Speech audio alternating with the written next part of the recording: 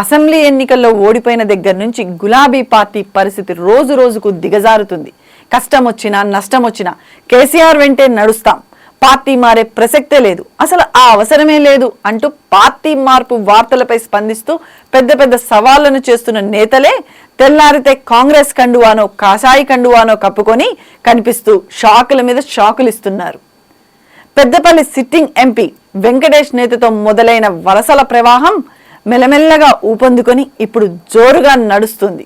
తాజాగా బీఆర్ఎస్ లో కీలకంగా ఉన్న కె కేశవరావు కూడా బీఆర్ఎస్ కు బై బై చెప్పారు. ఆయన కూతురు హైదరాబాద్ మేయర్ విజయలక్ష్మి కూడా హస్తం గుటికి చేరుకున్నారు. అంతేనా, కడియం శ్రీహరి కుటుంబం కూడా కారు దిగింది. BRS Warangal MP ticket Kadiyam కూతురు కావ్యకి ఇచ్చినా ఆమె పార్టీకి రాజీనామా చేశారు. కూతురితో పాటు తండ్రి కూడా గులాబీకి గుడ్ బై చెప్పేశారు. ఇలా ఫ్యామిలీలు ఇప్పుడు కాంగ్రెస్ జట్టులోకి చేరడం కాంగ్రెస్ కి మరింత బలంగా తయారవుతుంది. లోక్సభ ఎన్నికల వేళ ఇది ఖచ్చితంగా బీఆర్ఎస్ ను దెబ్బతీసే తంత్రమే. సామాజిక వర్గాల పరంగా చాలా వ్యూహాత్మకంగా కాంగ్రెస్ పక్క పార్టీ నేతలను తనలో కలుపుకుంటుంది. ఇప్పటికే చాలా మంది మాజీలు కూడా కాంగ్రెస్ కండువా కప్పేసుకుంటున్నారు.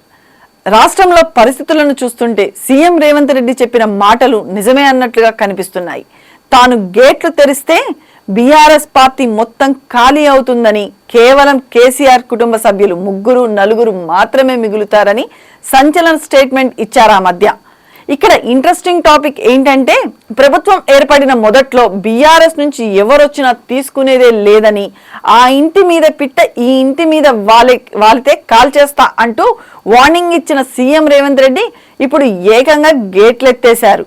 మరోవైపు సునీల్ కనుగోలు టీం కూడా రంగంలో దిగింది. పలువురు కీలక బీఆర్ఎస్ నేతలతో టచ్ లోకి వెళ్తూ వారితో మంతనాలు జరుపుతుందని చెప్పి టాక్ నడుస్తుంది. కొంచెం పాజిటివ్ టాక్ ఉన్నా సోషల్ మీడియాలో వాళ్ళే లీక్ చేసేసి వచ్చే వరకు ప్రచారం గట్టిగా నడుస్తున్నట్లుగా తెలుస్తుంది. ఎలాగైతేనేం తెలంగాణలో నీటి ఎత్తిపోతల పథకాలు ఎలా ఉన్నా నేతల ఎత్తిపోతల ప్రాజెక్టులు మాత్రం కలకలలాడుతున్నాయి. చేవెళ్ల ఎంపీ రంజిత్ రెడ్డి, ఖైరతాబాద్ ఎమ్మెల్యే దానం నాగేందర్ రెడ్డి ఇప్పటికే కాంగ్రెస్ లో చేరడమే కాదు, దానంకు సికింద్రాబాద్ ఎంపీ టికెట్ కూడా కేటాయించింది. అంతేకాదు బీఆర్ఎస్ బీజేపీతో జట్టు కట్టబోతుందన్న విషయం కూడా రివీల్ చేశారు దానం.